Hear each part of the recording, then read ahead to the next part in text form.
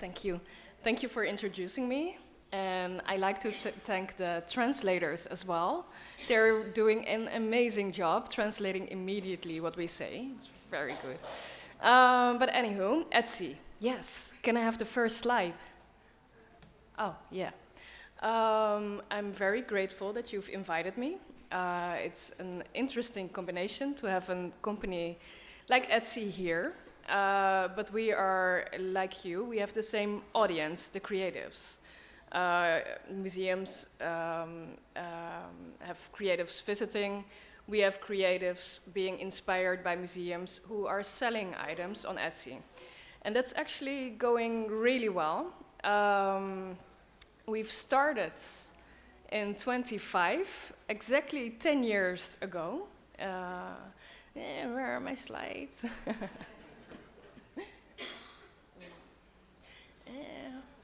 Well, I'll just skip the first slides. We'll go really fast. How many of you do know Etsy, actually? Oh, that's really cool. Actually, yeah, it's nice. How many of you ever bought something on Etsy? Oh, that's still, yeah, not bad. Right. And are there people in the room who have an Etsy shop? No, shout. No? I know you are there. Just afraid to raise your hand. Okay, that's good to know. So still half of you don't know Etsy very well. So for this half, I will explain what Etsy is. How are my slides going? I can tell really difficult Greek words in the meantime. I learned.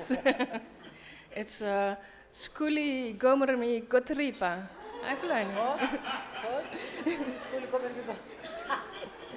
And other than that, I know nothing. No. Etsy, indeed. I learned yesterday that Etsy is actually meaning something in Greek. It's like that. Like that. Right? Like that. And that's the way it is. Yeah. Yeah. So. I'm just going to talk, and we'll see how fast the slides are catching on. I did send 3 formats, so PPT, PPS, and PDF. Yeah? It's Murphy's Law. Yeah. Isn't it? It's nice to have a digital... Yeah, it is. Okay, I'm just going to start. Sorry. We started in 2005, like I just mentioned, and we did that in Brooklyn, New York, where a furniture maker found his stuff way too beautiful to be sold on sites like eBay, where there are also computer parts and stuff like that. So he started Etsy with a few guys. They worked 3 months really hard to get it started. And amazingly, it caught on because it was something that didn't exist before, and you could see it as a gap in the market.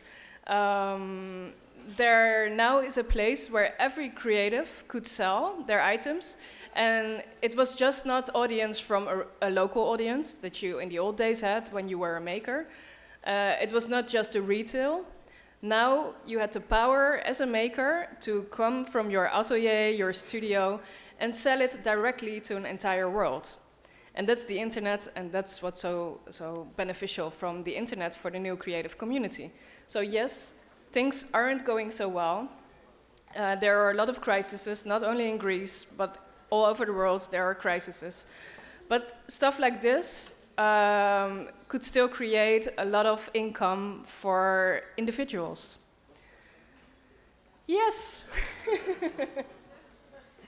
Etsy. It's like that. Etsy empowers makers to stimulate creative diversity in art. We do that by giving them a platform to sell on. Yay. That's me. I used to be a creative as well. I studied fashion design and I had my own shop.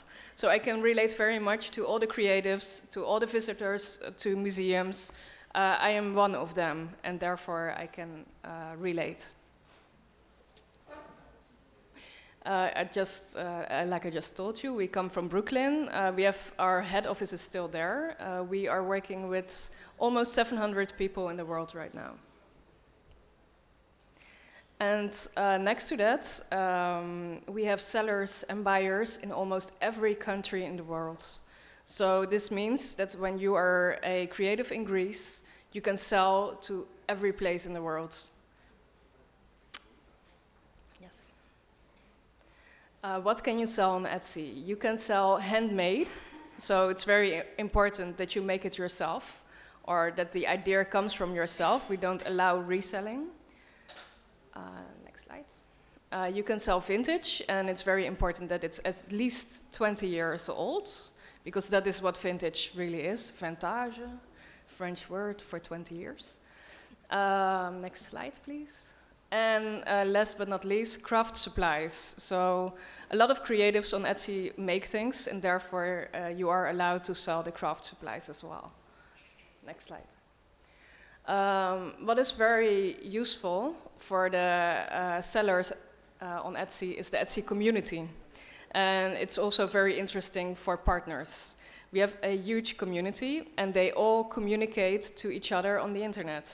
So there are special forums based on location, based on craft, based on whatever age group you're in. Everything you can think of that you will feel connected to another person, there are groups there who communicate with each other and learn from each other.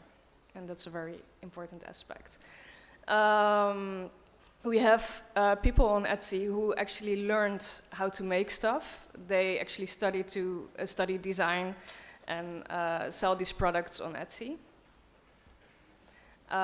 We also have a lot of people who actually have another job during the day, but feel that they can use the night to do what they really want. Maybe the day jobs aren't always as fun. And that's why we have a special section on Etsy, on our blog, that's called Quit Your Day Job. So I believe about 20% of the people on Etsy actually managed to quit their day job after they first started, and there are, of course, professionals as well. So next. And there are also people who are self-made. This guy didn't actually go to school to make paintings, but he's making an amazing amount of money on Etsy. It's very popular to sell paintings. So how many of these creative people do we have?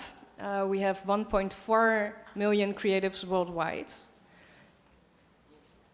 and 19.8 million buyers, active buyers. So enough buyers for all the sellers. And there are 29 million items listed. Those are all products that sell. And what is a seller's investment on Etsy? That's just $20 per listing. That means one item, one photograph is $20, and if you don't sell it, it can stay on Etsy for 4 months, and after that you have to pay $20 again. And 96.5% of the sales price is actually yours. And this is the reason why I wanted to work for Etsy as being a former creative.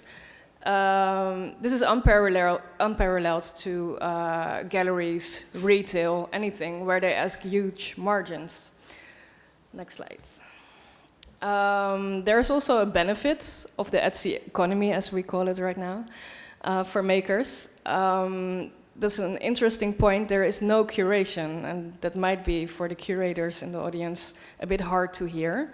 And when I first started working at Etsy, I find it also hard to hear because I thought you have to curate the items that are on the website. But it's actually the people who decide what works and what doesn't work. And that's democratization. Do I say that right? Yeah. And I think that's a very good development, that the audience decides what works. So there are no costs for bricks. That's a term for, you probably know, for having a shop, or high margins in retail. So this 96.5% of the sales price that you can keep yourself is actually pretty big. You don't have to spend it on a shop, physical shop, or on margins. And like I said before, there are no country borders on the internet. You can sell it to pretty much anywhere, and you can buy from anywhere. So this means when you buy, you always have a unique product from someone with their unique story. And when you sell, it's the same thing. It's very exciting for a seller who gets an email from Etsy, like, here's your buyer, and she lives in the Ukraine, and she wants to buy it, and you have contact with your seller. So the interaction between buyer and seller is a very important part of the success. But of course, I wouldn't be here if we didn't work with museums, because I think that is the interesting part for the audience. I found out that we actually worked with museums a lot in the past 10 years, and we could distill it to 3 sorts of ways of working with museums. The first one is through community and interactivity. That's also the oldest one. It's a very obvious choice. Sorry, next slide in the meantime. It's a very obvious choice to have the Etsy community, local community, invited in a museum and do a workshop there, have a competition with our community, have some social media interaction. We did this with the museum in Hamburg for Kunst en Gewerbe. We did it twice already with them, and loads more museums. And it is a very interactive way of people coming to a museum, so it's not digital, and being, how do you say, they are really engaged in what the exhibition is about, so they feel more, they really go deep into whatever your exhibition is about. And it goes, if possible, it goes over social media. People are talking about it, and that's what you want, I think, when you're a museum.